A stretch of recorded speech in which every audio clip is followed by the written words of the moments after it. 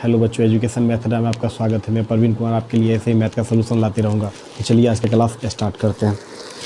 हम लोग पिछले क्लास में 14 नंबर क्वेश्चन तक सलूशन कर चुके थे। आज हम लोग 15 नंबर का सलूशन करेंगे।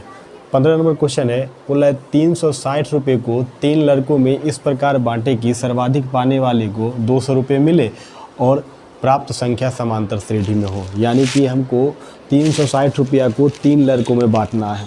कितना? 360 रुपया को 3 लड़कों में बांटना है और तीनों लड़का को जो रुपया मिल रहा है, राशि मिल रहा है, वो समांतर श्रेणी में है।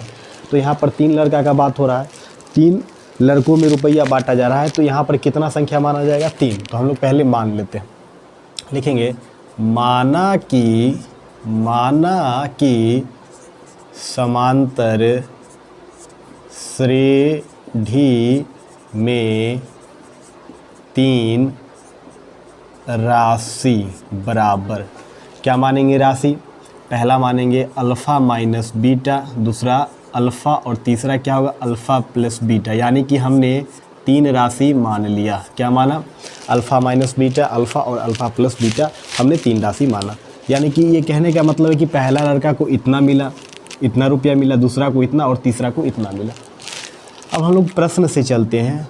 प्रश्न से कह रहा है, प्रश्न से कि 360 रुपया 3 लड़कों में बांटा गया है। तो 3 लड़कों में बांटा गया है, तो 3 लड़का को कितना मिला? पहला को इतना मिला, दूसरा को इतना और तीसरा को इतना, और तीनों मिला करके कितना मिला?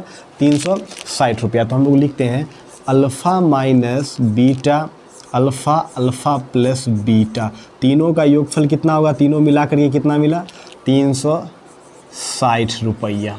यहाँ पर बीटा से बीटा कैंसिल हो जाएगा, तो बच गया यहाँ 1 अल्फ़ा 2 3, यानी कि लिखेंगे 3 अल्फ़ा बराबर 360 या अल्फ़ा बराबर 360 बट्टा 3।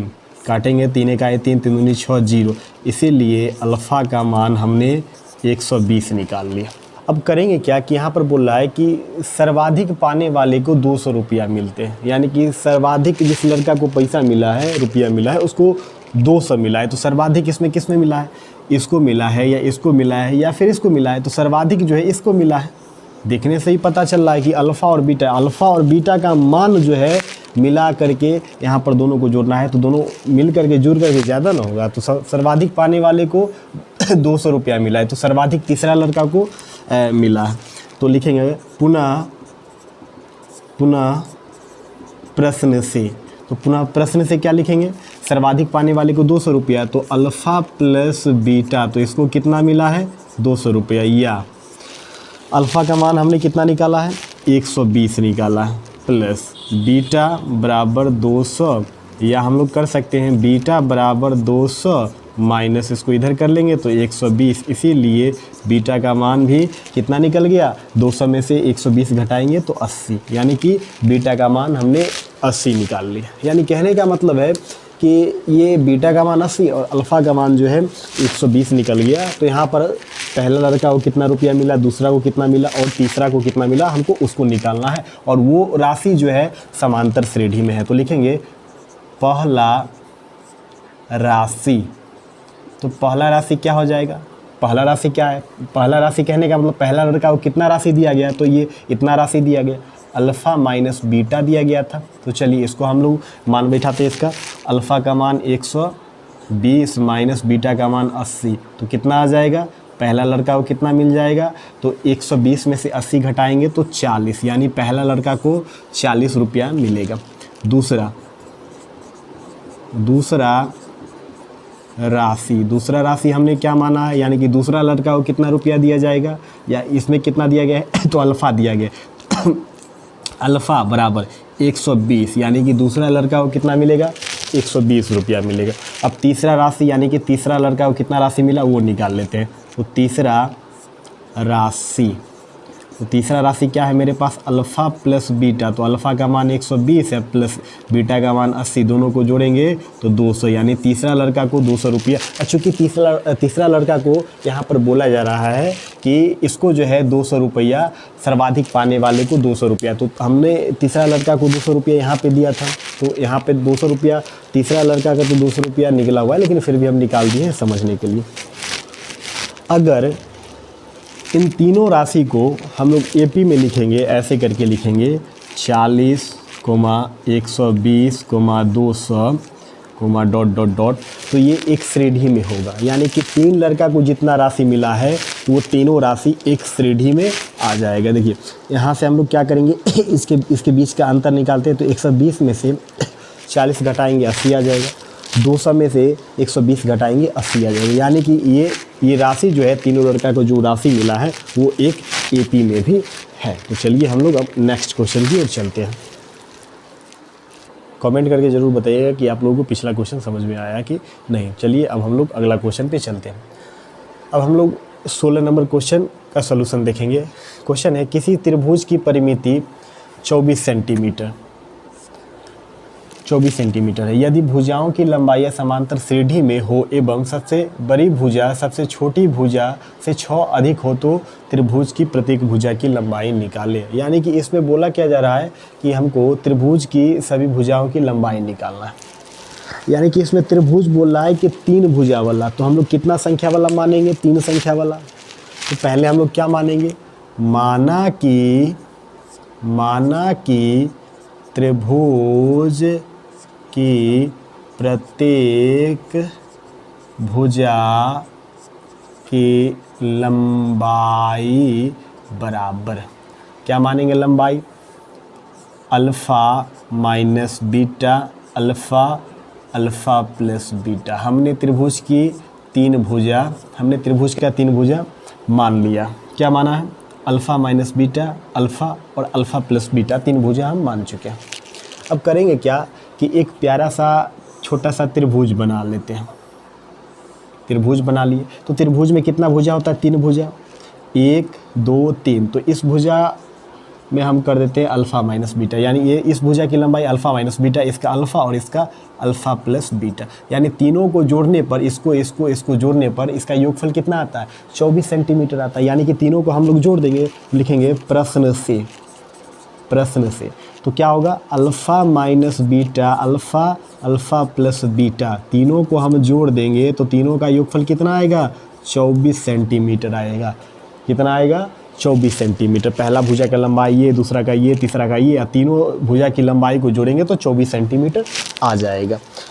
अब करेंगे क्या कि यहाँ बीटा से बीटा कट गया, तो 1 अल्फ़ा 2 अल्फ़ा 3 अल्फ़ा, तो अल्फ़ा 3 अल्फ़ा बराबर 24 सेंटीमीटर। या हम लोग करेंगे क्या कि अल्फ़ा बराबर 24 सेंटीमीटर बट्टा 3, तो 3 8 24। इसीलिए अल्फ़ा का मान हमने कितना निकाल लिया, 8 सेंटीमीटर अल्फ़ा का मान हमने निकाल लिया। अब हम लोग करेंगे क्या कि जब अल्फ़ा का मान हम निकाल चुके हैं तो हमको बीटा का भी मान चाहिए। क्या है कि भुजा में क्या है, अल्फ़ा बीटा दोनों है, तो बीटा का भी मान चाहिए। तो प्रश्न के दूसरे भाग से क्या बोला जा रहा है कि सबसे बड़ी भुजा जो है सबसे छोटी भुजा से 6 अधिक है। तो इसमें सबसे बड़ी भुजा क्या है, ये है, और सबसे छोटी क्या है, ये। यानी कि ये जो है ये इससे 6 अधिक है। कहने का मतलब है कि अगर ये 12 होगा तो ये 6 होगा, तो ये जो है 12 जो है 6 से 6 अधिक है ना, इससे 6 अधिक है, इसमें 6 जोड़ेंगे तभी ना बराबर होगा। तो क्या करेंगे कि छोटा वाला में जो है हम 6 जोड़ देंगे। तो क्या लिखेंगे यहाँ, अल्फ़ा प्लस बीटा बराबर अल्फ़ा माइनस बीटा।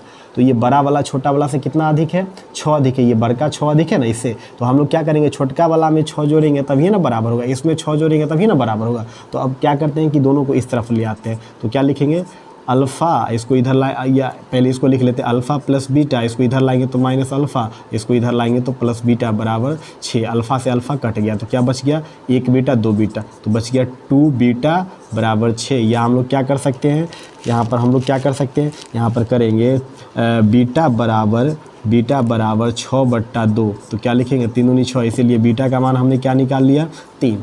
अल्फ़ा का मान मेरे पास 8 आ गया और बीटा का मान हमने 3 निकाल लिया। अल्फ़ा का मान क्या आया, 8, और बीटा का मान क्या आया, 3। तो हमको क्या निकालना है, तीनों भुजा की लंबाई निकालनी है। तो हम लोग लिखेंगे पहला भुजा की लंबाई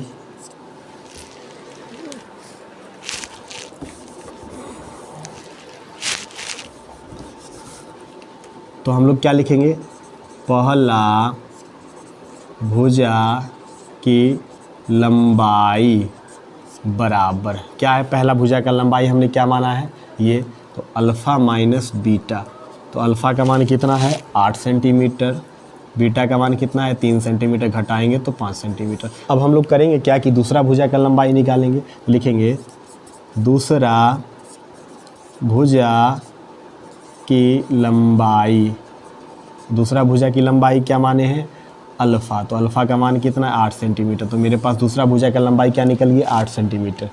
अब करेंगे तीसरा भुजा की लंबाई बराबर क्या है अल्फ़ा प्लस बीटा, तो अल्फ़ा का मान 8 सेंटीमीटर, बीटा का मान 3 सेंटीमीटर, 8 3 11 सेंटीमीटर। यानी पहला भुजा का लंबाई 5 सेंटीमीटर, दूसरा भुजा का लंबाई 8 सेंटीमीटर और तीसरा भुजा का लंबाई कितना है 11 सेंटीमीटर है। यानी हमने त्रिभुज के तीनों भुजा की लंबाई निकाल ली। लेकिन एक बात और इसमें बोला जा रहा है कि ये त्रिभुज का तीनों भुजा की लंबाई जो समांतर श्रेणी में, तो इसको देख लेते हैं ये एपी में आता है कि नहीं, तो 5 8 11 डॉट डॉट, इसके बीच का अंतर निकाल लेते हैं हम लोग।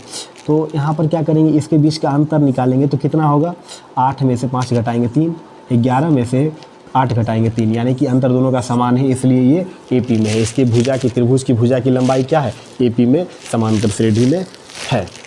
तो जो भी बच्चे वीडियो को अभी तक सब्सक्राइब नहीं किए हैं वो फटाफट सब्सक्राइब कर दीजिए, ताकि आने वाला जो वीडियो है वो आपके पास सबसे पहले पहुंच जाए।